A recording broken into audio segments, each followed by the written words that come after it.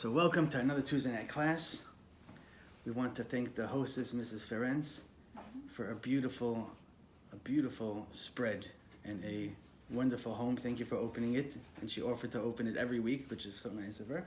You should only see simcha and shalom and Torah in the home. Amen. This week's parasha is Parashat Beshalach. And we speak about something amazing in this week's parasha. It's about Kiryat Yamsuf, when the Jews went through the Red Sea. They go through the Red Sea, they make it to the other side, and the Egyptians get stuck in the middle, and they get destroyed. All the bodies, the chariots, the gold, everything is being spit out onto dry land while the Jews were watching. The Midrash Sechel Tov says an amazing thing. It says that while all this was happening, there were two people that were watching this.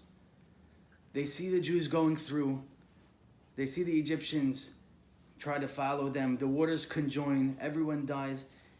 And at that moment, the Midrash says they had something called a Hirhur Teshuvah. They had a moment of repentance where they said, we don't want to be like this. We want to be better. We want to be more. We want to be different. Who were these two people? None other than Datan and Aviram. The two terrible Reshaim, the ones that ratted on Moshe Rabbeinu, almost got him killed, made him run away.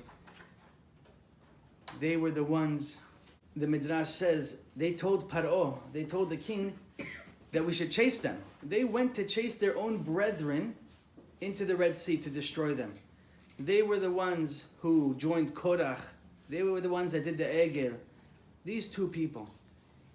And the Be'er Mayim Chayim says something amazing. It says at that moment, when they had this Hirhur Teshuvah, this moment of repentance, the water that didn't open up for 3 million Jews a moment before opened up for them. And it opened up again and they got to walk through on dry land. That's how they returned and they met their brethren. They met the Jews. Now, any rabbi who hears this Midrash can take out from it so many different amazing concepts and ideas.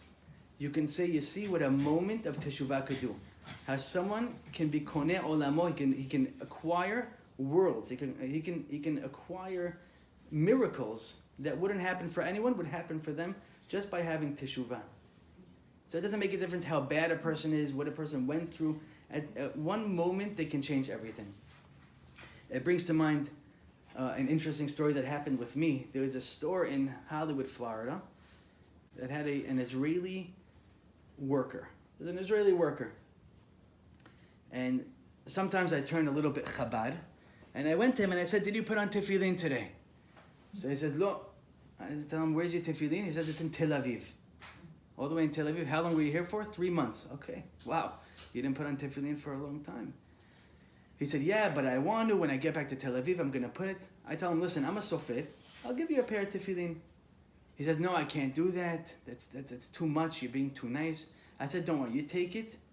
He said he was going to Argentina a week later. He's backpacking through the country. When you get back to Tel Aviv, you'll send it back to me. He said, that's so nice. Thank you. He said, thank you so much. And I invited him for Shabbat. He comes to me for Shabbat. It was last year, this week's parasha, and I said over this midrash. So he said, Rabbi, you're telling me that if I did any avirah in the world, it can change? I can do teshuvah? God can forgive me? I said, of course. He said, you don't understand. You don't know what I've done. I've done the worst things in the world that God can never forgive me. I said, but you're not worse than Datan and Aviram. You're not worse than these two people who were the Sha'im, who tried to destroy the Jewish people. He said, you really changed my life. And when he left, he told me something interesting. He said, I'm in Israel, and in Israel, the Charedim, the Orthodox, are looked very down upon. He said, you just changed my mindset entirely. To see someone Orthodox who's so nice, giving away tefillin, telling me that I could change, I want to be better, I'm a new person now. I didn't speak to him since. I texted him. He texted me before he left. But hopefully he made it back to Tel Aviv. But you see, that even a person like that, he said, I did so much bad in my life, but he wanted to change, and he had that Hirhur Teshuvah, and I'm sure Hashem listened to it, and Hashem said, I'm going to take you back. Now going back to our story. The topic that I want to speak about today, before we get involved in the halacha, is going to be inspiration. How does inspiration work? We find that Datan and Aviram, they went through the waters, they said we're going to be better, and what happened to them? A few parashiot later, they did the egel. They were the ones that made the golden calf. They were the ones that were involved in it. And you wonder, how is it possible that a person, these people who just saw God's might, His miracles, they went through it, they lived it, how can they go and how can they change? So it's coming to teach us a very important lesson, that inspiration passes very quickly. It doesn't stay. When a person has inspiration, when he wants to do better, when he wants to do more, when he wants to change, to succeed, to be a leader, to open up a library, to help the community, it stays for very, very short, and then you're back to the same person that you were before. You have to take that inspiration and internalize it, make it real, make it something that you can live on, that you can build on to become a greater person. Last year I taught in BMA, Browsers Maimonides Academy, and there was one boy, more of a modern Orthodox, more of a modern person, an 8th grader. He comes to me, he says, Rabbi, I'm done. So I tell him, what are you done with? He says, everything. I just don't want to live this life anymore. So I saw he was very serious. I said, sit down. I said, what happened? He said, I read a book. What was the book? It was the book of the Baba Sali. Baba Sali, the man who did miracles, who changed lives, who was one of the Gedolei Hador. And he said, I read it and I realized I want to be like him. I don't want to deal with girls and with basketball and with anything. I want to just sit down and learn Torah all day. I said, wow. I tell him a story.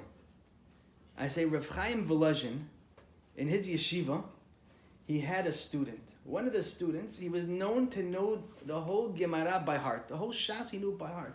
He was sitting down in his lunchroom one day, and a boy comes over to him. He says, where does it say X, Y, and Z? Where does it say so-and-so? So he looks through it. He starts thinking. He says, it doesn't say it in the whole Gemara. A different boy that was sitting right there. He says, yes, it does. It says it in Tosfot and Ketuvot, right over here. He looks at it. He was wrong. He was so angry with himself that he forgot a Tosfot. He says that he went to a different city, and he stayed there for years until he did Shas again and again and again and again, until he knew it by heart perfectly, and no one could stump him. And when they went to Rav Chaim and they asked him, they said it's very nice that he went and he finished Shas so many times, but he forgot to say Birkat Hamazon. He forgot to bench. He left in the middle of eating. How did he leave in the middle of eating? So Rav Chaim says, you're right. He was wrong. He shouldn't have left in the middle of eating. But if he would have waited those 3 minutes, he never would have finished Shas again. If he would have waited the time to do Birkat Hamazon, he never would have went through it again, because his inspiration would have left. It never stays. And when it comes back, you think it's indigestion. You think it's something that feels weird. You don't know what it is anymore. What's this feeling? And sometimes it doesn't come back. So I told this boy, I said, listen, call me up tonight. We're going to make a schedule, what you're going to learn, how you're going to learn it, to make sure that it's strong. 2 weeks later, he comes to me, he says, Rabbi, I still have to call you. I say, it's over. You missed out. You had that moment, and now it's 2 weeks later, and you don't feel it anymore. He's like, I don't feel it. Tells me, you're right. He said, I'm just going to go back to my old ways. I said, okay, when it comes back, make sure you take it and you use it and you work on it. And that's exactly the problem with Datan and Aviram, that they were able to go back to the old ways because they knew that they were doing something that was right. They knew that God did a miracle and this is the right way to go, but they didn't know how to take that and make it into something real. Now, just to go off parenthetically on something very interesting. The rabbis say, Chazal brings down that 4 out of every 5 Jews died in Makat Choshech. During the plague of darkness, 4 out of every 5 died. Why did God do it then? So that nobody would see. So the Egyptians aren't going to say, oh, you see, the Jews and us die at the same time. So he made sure to do it by Choshech, time to bury the dead bodies, and everyone was happy. The Rosh says, how come Datan and Aviram didn't die? It says 4 of every 5. That means the ones that weren't good, the ones that weren't able to, that didn't have the merit to go into Yerushalayim, they passed away. How come they made it through? And he says something amazing. He says, they had something that everyone else didn't have. They had emunah. They had faith. They knew that God was going to save the Jews, but they didn't really care. Oh, but you still had faith. You had emunah. You believed. That's enough to let you go through, to be part of the 1/5 that made it through. That's how strong emunah is. So you think these people weren't regular people. They had emunah. They believed that it was going to happen. They had the inspiration. They still went off. There's a person in Deal, New Jersey, who calls me up one day, and he says, Rabbi, you know my business? I know your business. He says, you know I do very well. I said, yeah, very wealthy person. He says, nobody knows, but if I get a call from any one of the banks, any one of the lenders that I owe, I'm going to be bankrupt by tomorrow. He said, and I don't know what to do. I can't live with myself. I can't sleep. I can't eat because I know that my $50 million business is going to go down the drain if I get one phone call. And he's like, and I just went to the rabbi in Israel and I got a beracha for parnasah, to be rich, to have money. How can this happen? So Hashem somehow gave me a certain siyata d'shmaya. He gave me what to say at the right moment. And I told him that there was a person that was very into sports. He loved to watch sports. He was a Jets fan. He watched every game. He never missed a game. Ba'avonotenu harabim, what happens? His brother has a wedding on the day of the Super Bowl. The Jets Super Bowl. And he doesn't know what to do. Okay, do I go to the wedding? Do I not go to the wedding? He's like, my mother's going to kill me. Okay, I got to go to the wedding. But I know what to do. I'm going to TiVo it. Right? In the days of TiVo. I'm going to TiVo it. And I'm going to make sure that I can watch the whole thing without any problem. But there's just one issue. Everyone's going to be talking about it at the wedding. So I have to make sure that nobody talks about it. So whoever comes to me and says, you know what the score is or this or that, I'm going to say, please, I don't want to be involved. Don't tell me. And he's going to walk away. And that's what happened. His friend comes over. He's like, oh, you don't even know what just happened? He said, don't tell me. I don't want to know. I'm watching it later. Then a different guy says, oh my gosh, that catch was, and he's closing his ears. He's running away.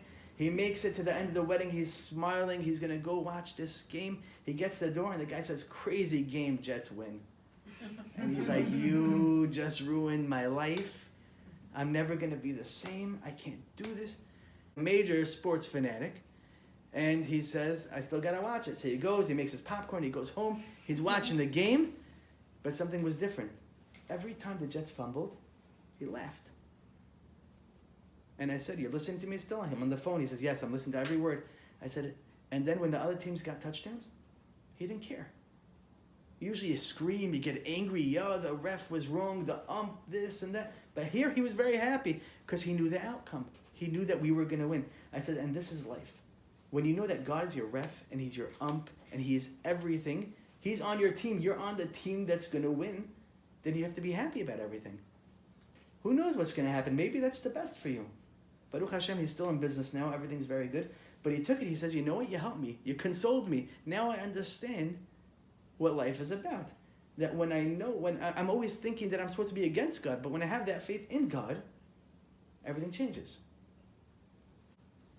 There was a story of a man that was 87 years old, never learned in his life.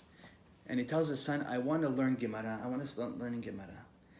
And the son says, okay, start going to the shiur, daf yomi. You do 1 page a day. He says, that's too fast for me. I can't do that. I never learned before. I'm going to go at my own pace. And he goes over 1 page. It took him 1 year. 1 year to finish 1 page. And the father says, I want to make a siyum. I want to make a siyum. I want to make a party that I finished it. So the son says, listen, you didn't really finish anything. It's just a page. It's not something you make a siyum on. He said, no, I want to do it. So the son says, okay, I'll go ask Rav Moshe Feinstein. He goes to Rav Moshe Feinstein and he says, can my father, 87, never finished anything before, finish 1 page. He wants to make a siyum. Can he make a siyum? And he says, of course he can make a siyum. And he should make a siyum. That next day he makes a siyum. He's so happy. The day after, he dies. The man dies. They go to Rav Moshe Feinstein. They say, this man who just made the siyum, he passed away. He says, I want to speak at the levaya. I want to speak at the funeral. He goes to the funeral. And he says, Yesh koneh olamo b'sha achat, v'yesh koneh olamo b'daf echad. Someone is koneh the world in 1 moment. Someone's koneh the whole world in 1 daf. You see that when you have the inspiration that you want to move on, you want to do more, you see that even on 1 page, you could be koneh everything. Rav Moshe says, I'm jealous of this person. He got everything, all olam haba, just from 1 page of Gemara. The Gemara Nida brings down that there were many miracles in the Beit HaMikdash. Gemara Yuma actually says, many miracles. That when they made the ketoret, the incense, the smoke went straight up. Doesn't make a difference what happened. It went straight up to Shamayim. There was so much blood and guts from all the shechting, all the slaughtering of the animals. There was not one fly in the whole Beit HaMikdash. It says that the ground, when there were so many people there, at times of the Olei Regalim, at the times of the festivals, that the ground would actually become longer and there would be room for everyone. So many miracles. And it says there was one special miracle that the Kohanim did right before everybody left. They took the lechem hapanim, the bread that was warm all week long. They used to make lechem hapanim, they used to make bread, and it stayed fresh from one week to the next, Friday to Friday, until they made it new. It was hot, it was fresh, and they picked it up, and they used to say, Ra'uchi batchem lifnei hamakom. Look how beautiful, look how beloved you are in front of God. Sidiku kesiduro. He says, they say that the way it was put in is the way that it was taken out, which means it was still warm.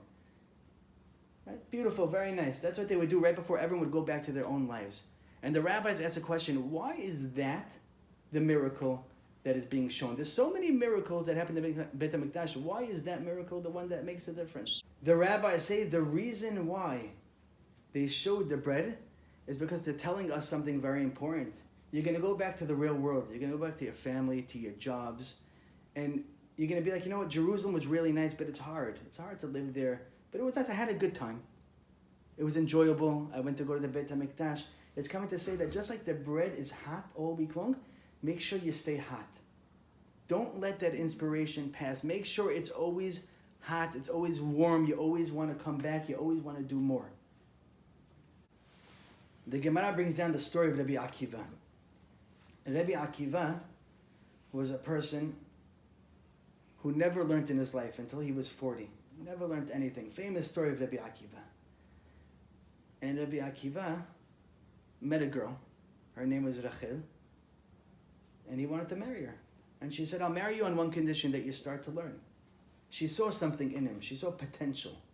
And she said, I want you to start learning. So what did he do? He said, okay. The father-in-law, like many father-in-laws, said, I'm not going to support you anymore.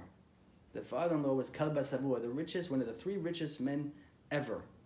He lived in Israel. He could have supported the whole Eretz Yisrael. The Gemara brings down during the times of the Beit HaMikdash when it was being destroyed. And this person said, I'm not going to support you anymore. I'm not doing anything for you.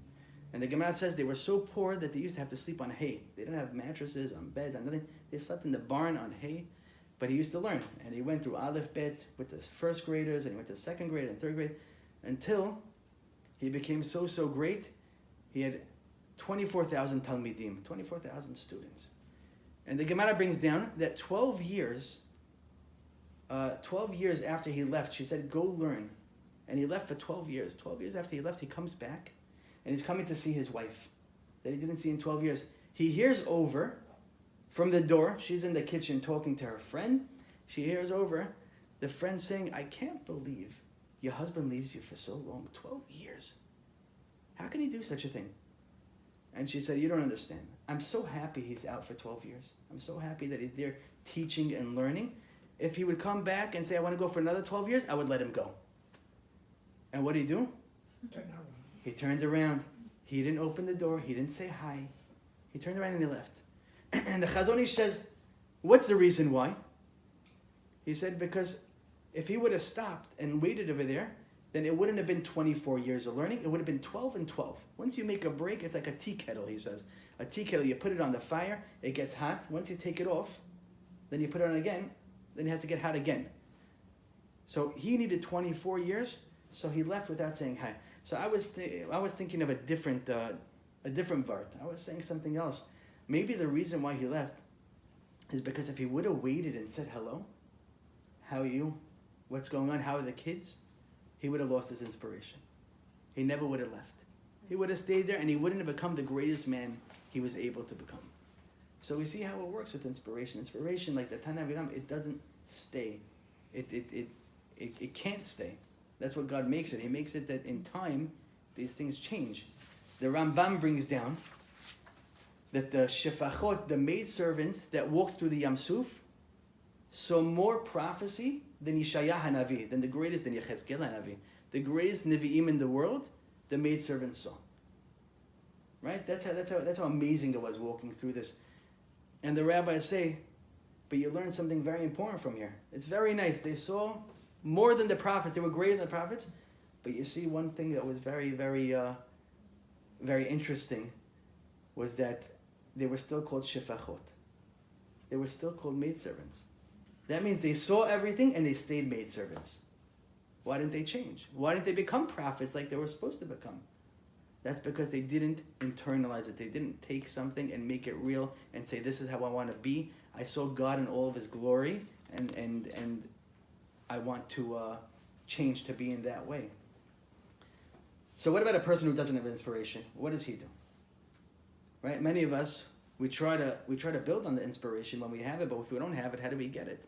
So it's like a bodybuilder. You go to a bodybuilder and you ask him, how do you do it? How do you wake up 4 a.m. every day and you go and you work out and you get stronger and stronger and it's cold outside and it's raining and you still do it?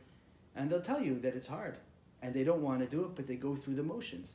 They keep on going and going and going. It's routine. They don't stop, even when it's hard, even when they don't want to, and then the inspiration builds.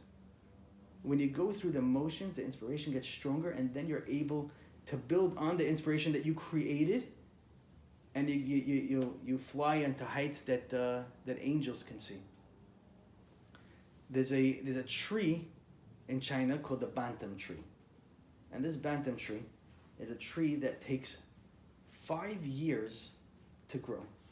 5 years actually to sprout, excuse me.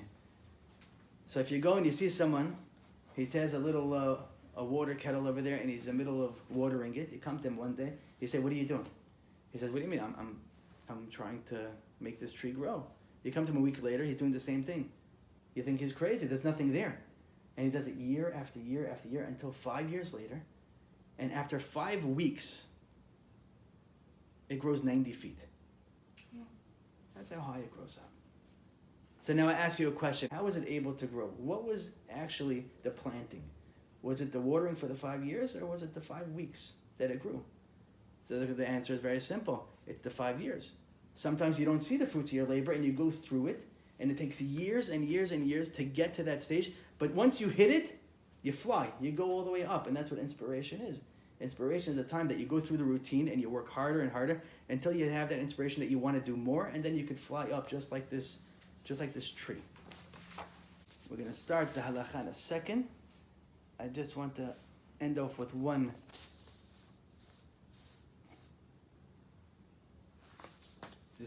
story of the Kloisenberger Rebbe.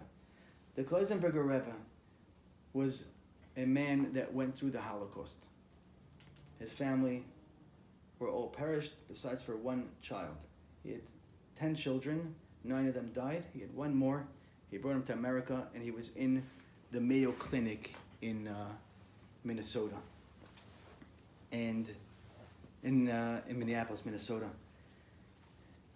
And they were in the middle of getting checked and treated. The rabbi was there from the city, and they didn't know what to say because the doctor had to come in and say that his last son just died. So he mustered up all the courage he had, and he went to him and he says, I just want to let you know that your last son just passed away. So he has nothing from before the war. He lost everything. And he right away gets up and he says, Baruch Hatov V'Hametiv. He said, blessed is God. He said, and now that I have no more children, I'm going to make an institution for every child. I'm going to build yeshivot, and I'm going to build schools, and I'm going to build hospitals. For each one that was lacking, I'm going to take that pain I have and inspire myself and make it into something real. And he goes to the rabbi over there and he says, I want you to come with me to Israel and build a hospital. And the rabbi says, I don't know nothing about hospitals. He said, neither do I, but we'll do it together. And he moved to Netanya. And in Netanya, he has the famous hospital over there that was made by the Kloisenberger Rebbe. And the yeshivot, everything that he has over there is all because he took the inspiration that he desperately needed, and he took it from a place that was even dark and gloomy and painful, and he made it into something extremely great. With that, we're going to start because there's so much more to say on this, but we're going to start the halacha. This week's halachot, we're going to be talking about melechet tzoveya, the melacha of coloring, of dyeing. Now, this melacha is very interesting because it seems like the only thing that it has to do with is taking a marker and putting it on a paper, so that's considered coloring. But there are so many different aspects to this melacha, and we're going to go through a little bit of it. Firstly, the Shulchan Aruch brings down that where does this isud, where does this melacha come from of dyeing? He says it comes from the Mishkan. The Gemara really brings down. The Mishkan, they used to take the drapes and the curtains and they used to dye it in different colors, in purple and red and different types of things like that. So because of that, we're not allowed to go in color nowadays. Now they bring down that if you want to dye food, that would not be a problem. So if you want to put some paprika on it, turmeric, and make it yellow or make it red, that wouldn't be an issue. That's just enhancing the food, and there's no such thing as coloring food. Unless, which is interesting, this question actually happened. I was by someone's house. I was there for Shabbat. And I walk into the house and I see the avocados looked like they were glow in the dark. They were bright green and they weren't normal. And I asked the woman, I said, what happened to these avocados? And she said, the truth is I opened up the avocados and they were white. For some reason, they were colorless, so I just put food coloring inside and I made it green. So I said, that's exactly the melacha that you're not allowed to do. You took food coloring, you actually dyed food. The only time where it's a problem to dye food would be to take food coloring and make it into a different color on purpose like that. So we didn't eat that. But you see, it does come up in interesting circumstances. Now, this is an interesting question, and that is, are you allowed to dye drinks? Now, the Ben Ish Chai brings down, and Rav Po'alim and the Ben Ish Chai, you want to go and you want to, you have seltzer and grape juice, you want to put them together. And he says you're not allowed to do it. He says Isur Deoraita, he says it's from the Torah, it's a problem. What's the reason why it's a problem? He said the problem is that it's exactly the way it was done in the Mishkan. In the Mishkan, they had a bowl of water. They used to put some of the samamanim, some of the spices inside. They used to make it into a color. And that's exactly what you're doing. But what about when you have wine and you put like 3 drops of water? Very good. Good question. So he says, so what do you do? Mm-hmm. He said, to get out of it, make sure that the grape juice is on the bottom and then you put the seltzer on top. Because you're not changing the color, you're just making it more of the grape. Right? So the same thing over here wouldn't be a problem. What if you spill grape juice on the table and you take the napkin, then you dye the napkin? Very good question. So I heard you're not allowed to. I heard the opposite. I heard that it's okay because that wasn't the intention. Well, since it goes into kilkul, since you're throwing out this napkin, so it's not considered something that you're going to keep, so the dyeing or the coloring is not meant for, it's called hodech le'ibud, it's going to the garbage, so it wouldn't be a problem. But it could be a problem maybe if it was a towel, sometimes. Right. If it was a towel, it could be different. Some people say white towels are a problem, some people say like red, because you're making it more red. But that would be more of an issue. But a regular napkin won't be a problem. Now, everyone argues with this Ben Ish Chai, and everyone says it's not a problem. And this is the Rav Ben Zion Abba Shaul and Rav Ovadia, Rav Shlomo Zalman Auerbach. Everyone argues with him and says it's not a problem because you're not actually doing anything. Why? Because since the color isn't meant to go and make something else colorful, it's not meant to go and dye something else, it's not strong enough to make it into something that could dye like it was in the Mishkan, it wouldn't be an issue. And they bring down a bunch of different reasons why it wouldn't be an issue. I'll tell you right now. So he says like this.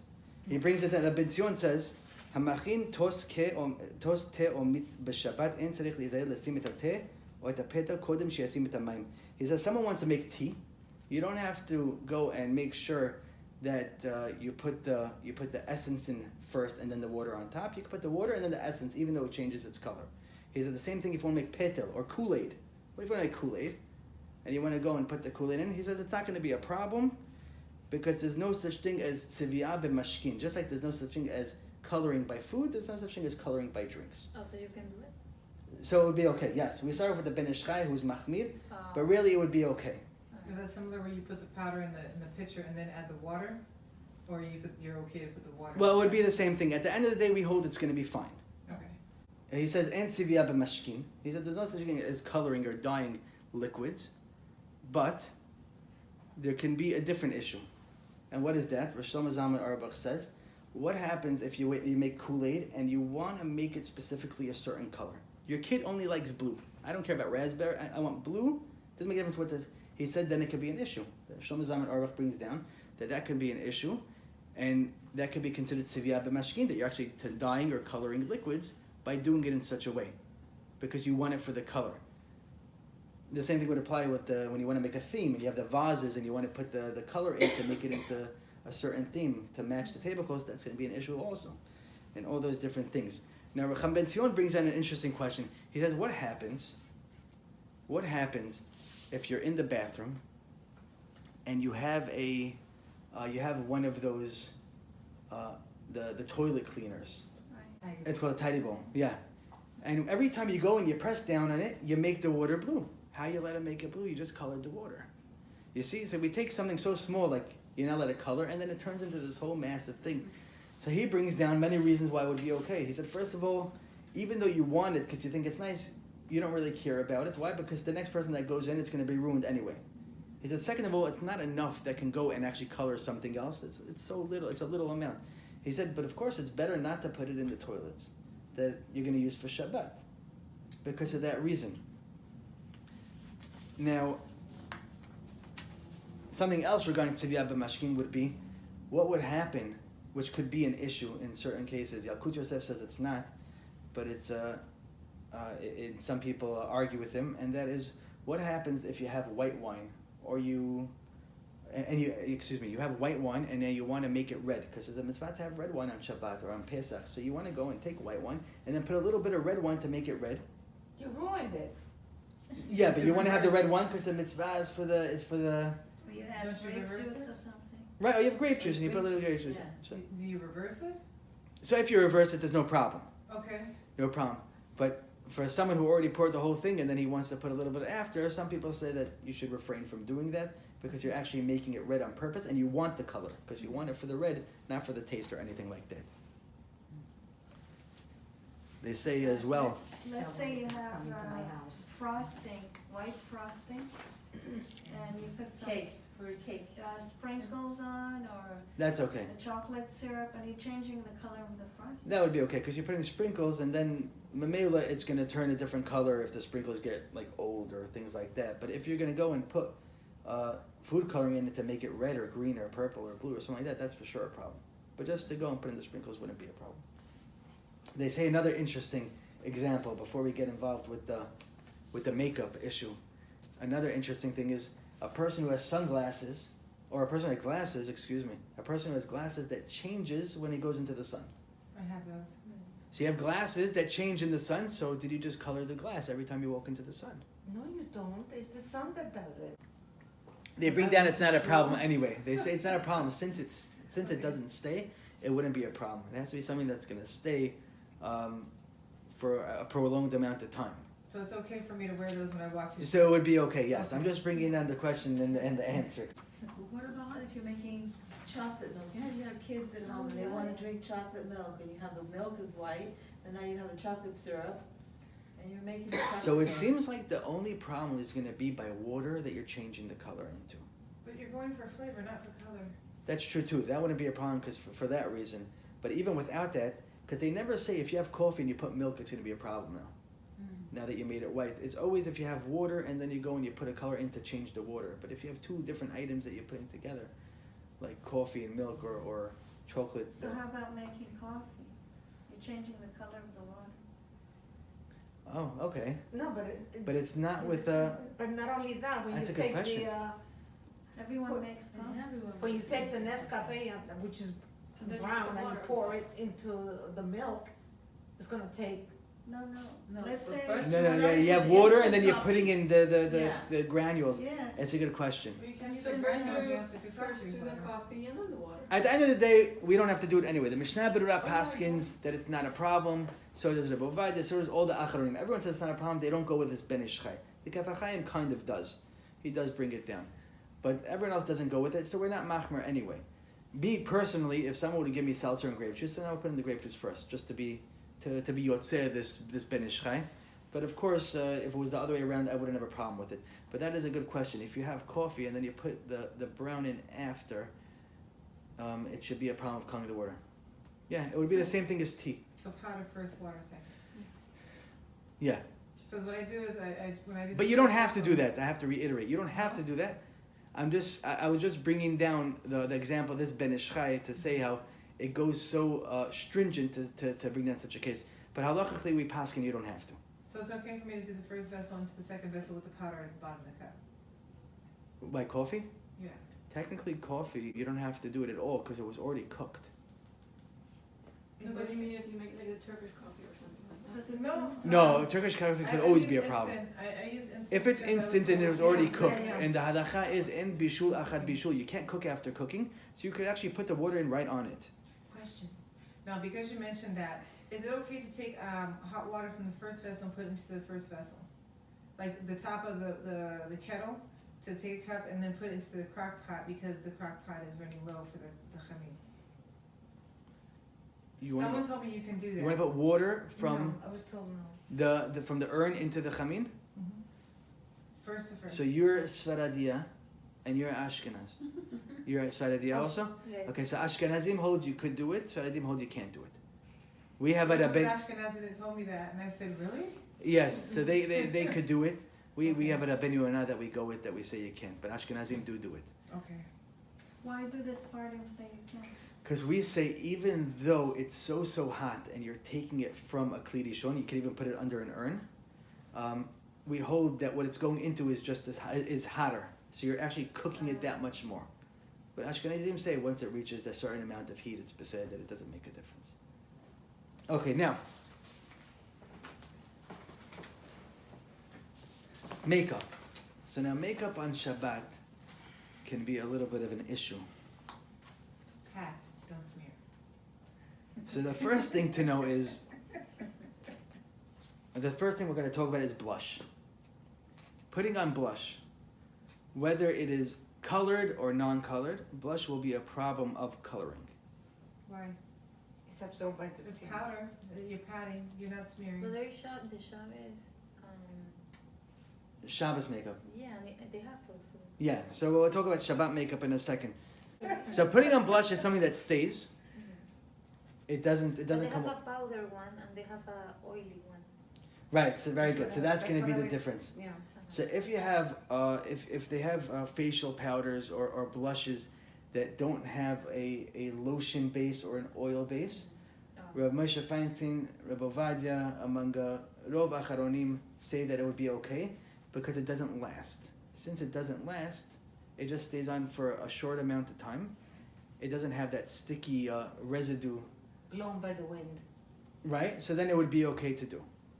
Right, the same thing like a baby powder or anything that a person would put on that doesn't stick to the person's body, then it would be okay. But anything that has a oil base or a lotion base, that would be asur because of this melacha of tzoveya. So if you do get the Shabbos makeup with a good hechsher, and it says there's no Rabbi Blumenkrantz used to have it. I don't know if he has it anymore, and it has a certain it doesn't have an oil or a lotion base, then that would be okay.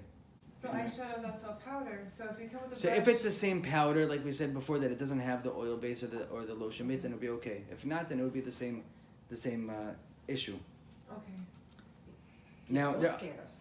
there are some rabbis that are stringent on that, and that's what Shlomo Zalman Auerbach and the Shevet HaLevi, that says that even though it's not meant to last, it still should be refrained from doing to put on this color makeup even without the lotion or the oil. Now, L'maaseh, we have what to rely on, and it can be done if it has a Shabbat hechsher.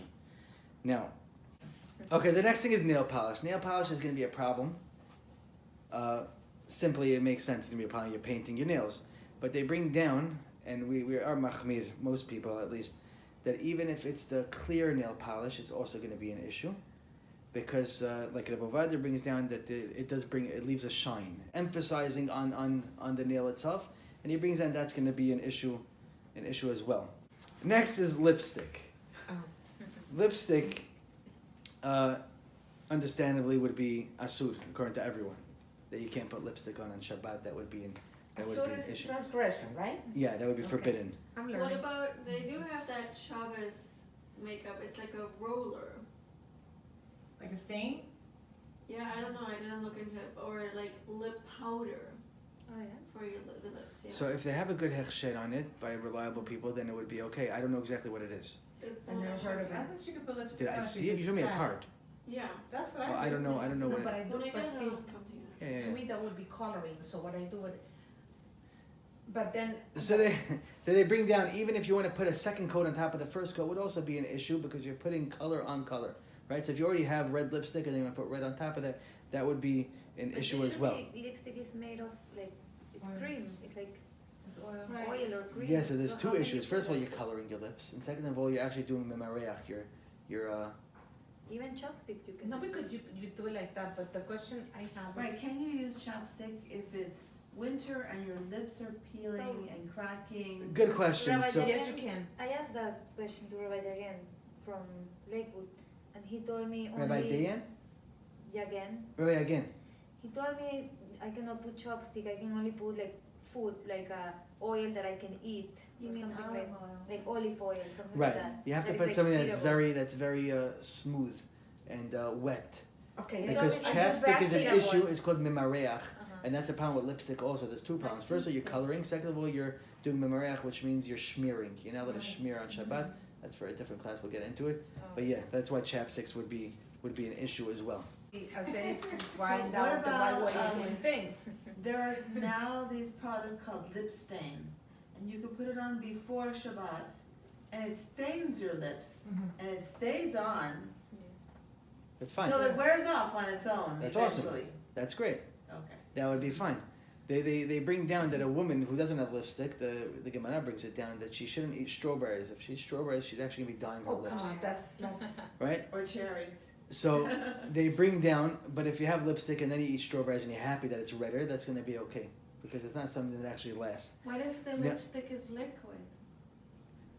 They have liquid lipstick. Oh, the tubes. They do. Like lip gloss.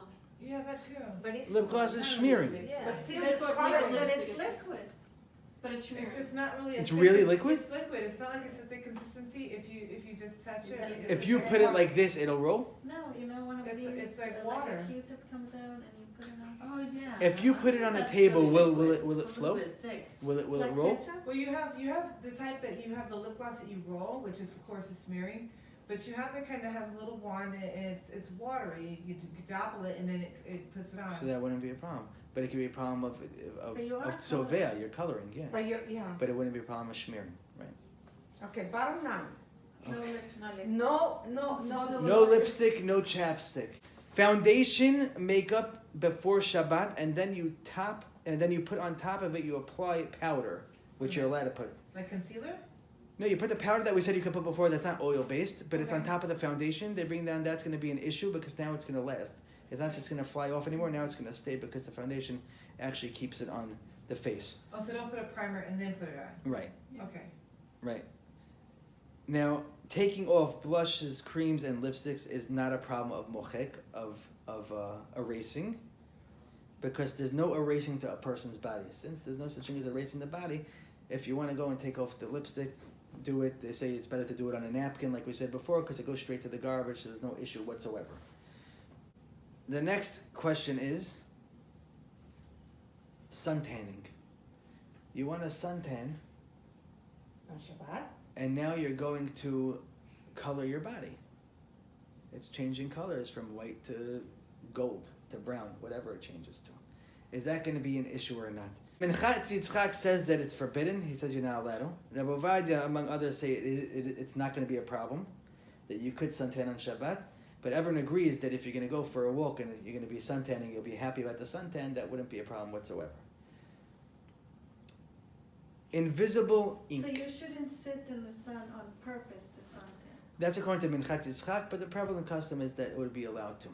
You can That's- sit. Why would you, but putting the suntan lotion, that's like you have to rub it in on your So body. what about the opposite? So If suntan you're lotion, putting on- that was If you're putting on SPF, which is the opposite of suntan lotion, it's protecting your skin so that you Yeah, the SPF is a suntan lotion that makes sure you don't get burnt. That you don't get burnt. Right. But is So that that- smearing? So if it's wet, which it usually is, it's usually not thick. So then it wouldn't be a problem, and you can go and you can smear it because it's not considered smearing. But if it's something that's going to be thick, it would be an issue. Interesting question. Invisible dye or ink. So the kid goes and he puts the blue ink on your shirt, and then it turns clear, right? You know that ink Oh, that the the kids magic have? ink. The magic ink. Yeah. So would that be a problem or not? Because at the end of the day, you're not actually coloring anything. So I saw it in Rabbi Ribiat's book. He brings down that it's still going to be an issue because even though it doesn't last a long time, it lasts long enough to be considered coloring, and it should be refrained from doing. But it's just an interesting question for a child or for a rabbi. Are you allowed to use invisible ink on Because you're Shabbat? writing. You're also writing. What are you writing? You can't do that. No, they just go and they spray it at you. Oh. You're not writing. You know the little bottle It's of like a ink. magic trick. Oh, The magic I've ink. seen it actually in like a pen. There's invisible magic ink in a pen. Really? Oh, what Yeah, that's about the great- those? that's the best one The to one sign that you checks with. that is invisible and you can only see it with a flashlight, a special light. Yes. Oh. Right. That's Oh, the I one know for- what you're saying. to That's a use, great the question. dollars to find out if they're Yeah. good So, or not. so what is that? Is that considered? Is that really writing? It stays. It's there. It's there. yeah, but Then you that's can an only issue. see it with a You cannot special see. You light. can only see it with the light, but it's there. That's the one I use to check. That's a I very would good say question. no, it's not allowed. I wouldn't like that either. Yeah, because at the end of the day, even with the light, you're I don't you're care coloring if you something. have to use a tool to see it, but it's there. Right. Because they bring down, even if you have a window and it has that frost on it, and then you want to go and write your name in Oh, it, it's yeah. going to be an issue. Right. Even if it doesn't stay. How long does it stay for? I have no idea. It doesn't stay long, but it's going to be an issue because it's considered writing for a certain amount What of about time. if you write with food? Like No. no. I Right. mean like you take pretzels and you make an R. So they say that's going to be okay. That's okay. Yeah. Okay. Unless you're going to Like put it on a it's- cake and stick it in Oh. or something like that. But just to go and put Skittles in an order, it's going to be okay. Okay. And that wouldn't be creative either. Creative. Creating Creating. something new. No, what are you creating? A Is letter. that there? A word. Nah, but the letter is not. It's not a real letter. You could break it right It's away. not permanent. It's like if you want to play. Let's say you want to play again. Wow, we're going through everything. But let's say you want to play Scrabble. You want to play Scrabble on Shabbat. You're making words. You're allowed to play Scrabble. You're not allowed to play Scrabble. No, Yes, only you're we allowed to. only you if can't it play doesn't have Scrabble the because box. we're writing. Very good. And you're writing. Rabbitzin Matut. Only if it has the boxes, the insert. I think it's only Scrabble. It's a special Scrabble. And if you don't Yeah. count the Anniversary or something. the But if it goes into the boxes, it's an issue because then it actually stays. But if it's just on the board and when some kid goes, he pushes the whole thing off, it's not considered a letter because it just pushes away right away. So you're not actually creating anything. You're and not as writing long as anything. you don't tally the words like 2 Or and you the can't 10 write. and the 8. and, Right, oh, I you won. can't write or use the book, right? You have So to you're figure out allowed the to book. use to play Scrabble or not? Scrabble would be okay. Bananagrams or Scrabble would be okay. Bananagrams, they put Like it she all the said, as time. long as it's Yeah, not yeah. inside the inserts, as long as not inserted. But Moshe Feinstein brings it down in the teshuvah. He says exactly that What case. inserts are you referring to? It has There little- are two they have- versions. Yeah, it has little On the boxes. board? Yeah, and then you put the Yeah. inside. Oh, If you don't know it, you probably don't have it. It's in the old ones, right? The old Scrabble. Yeah, and No, no, but every anniversary they come out with Yeah. it again or something like that. We're gonna end off with what we said in the beginning regarding inspiration, and because people say many times in a person's life they say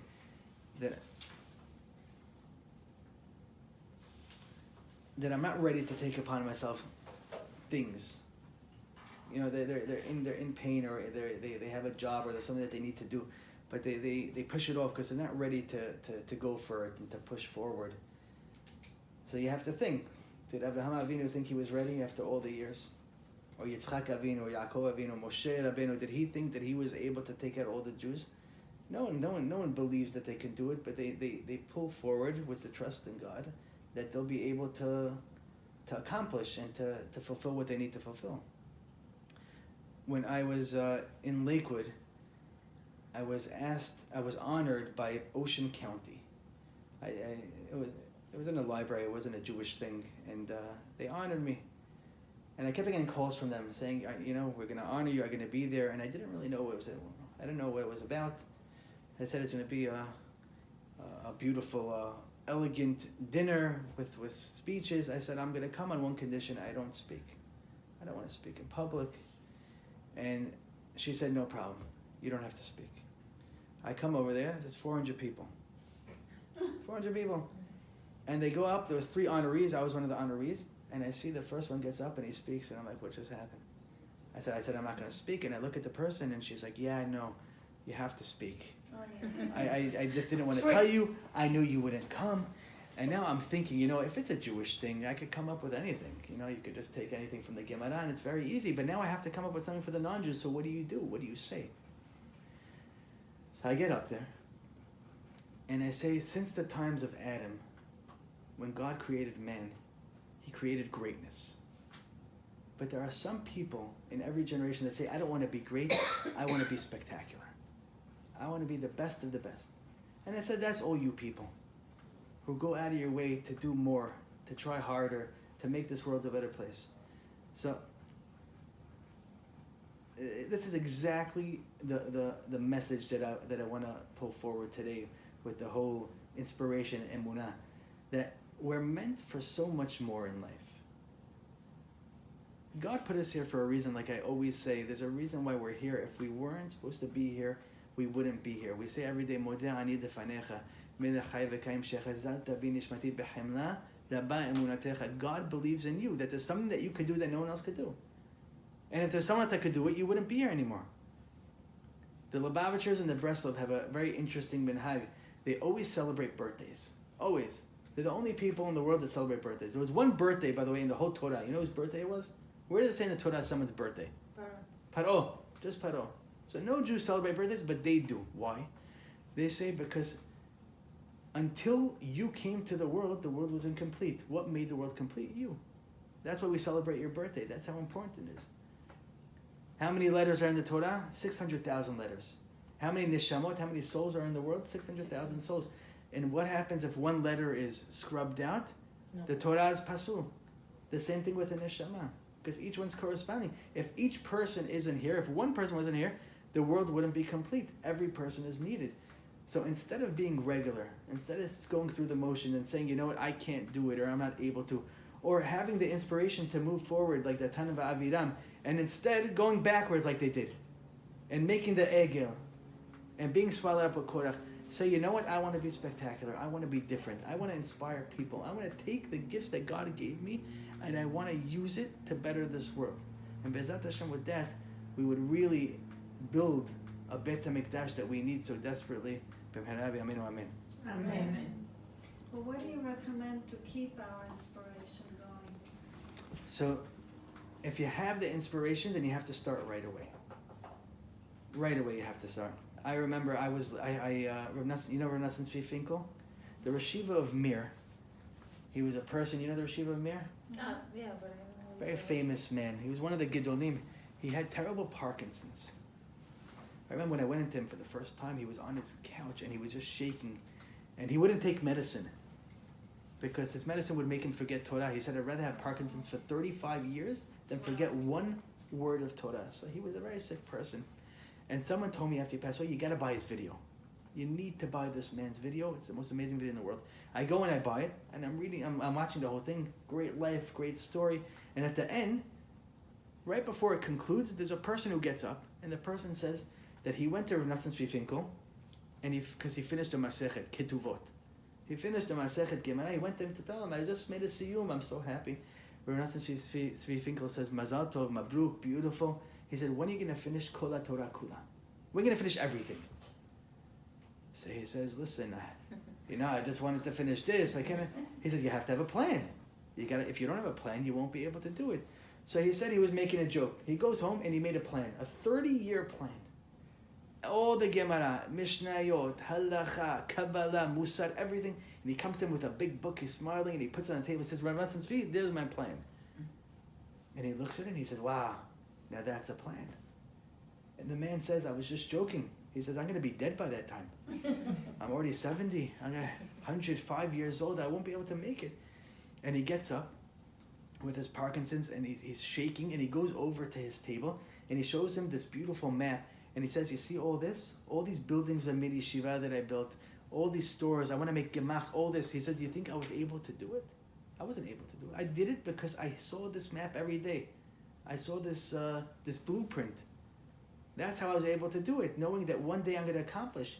And now look at this. It's the biggest yeshiva in the world. 8,000 people learning every day in this yeshiva. So I was very inspired by it.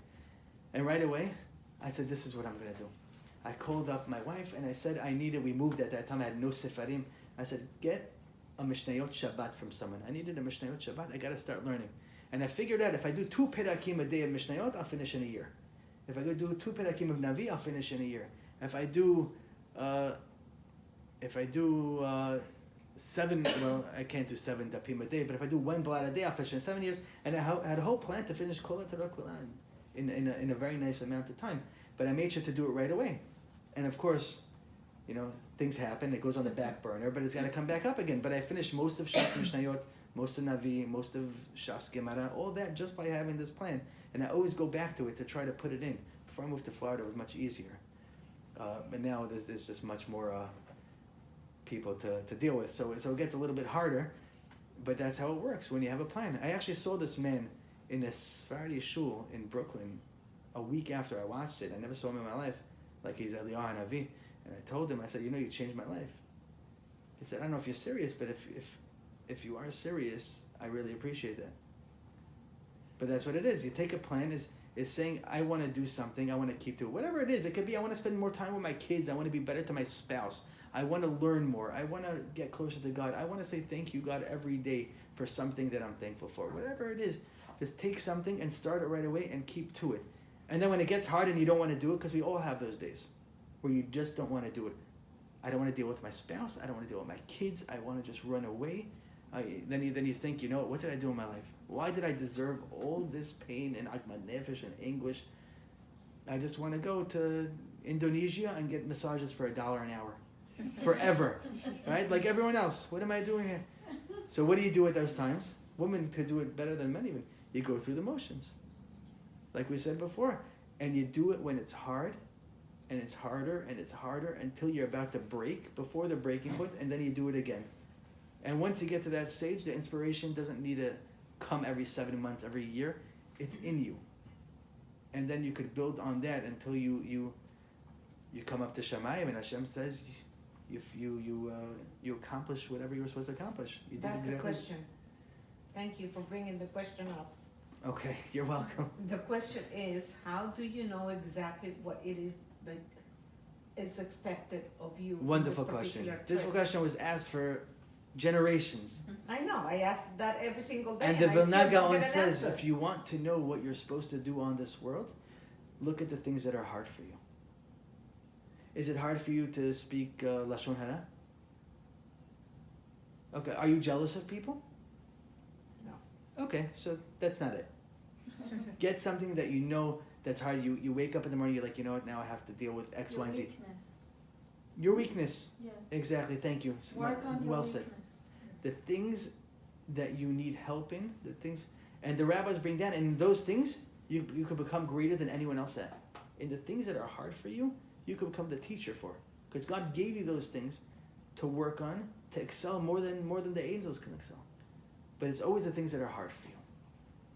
God's not going to say, were you jealous of someone? Because you're going to say, no, I wasn't jealous. He knows that answer already. He's going to say, did you get angry at people? Then you're going to have to answer up and say, well, sometimes. Good? Sometimes.